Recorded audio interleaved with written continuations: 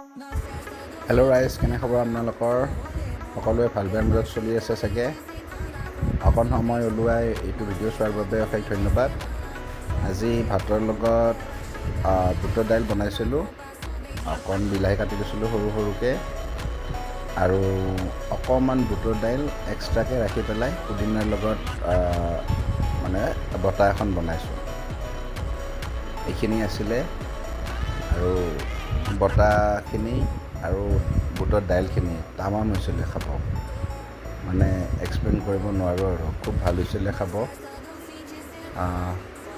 যি কি নহওক, আকৌ লগ পাম ৰাইজ। থেংক ইউ ফৰ ৱাচিং।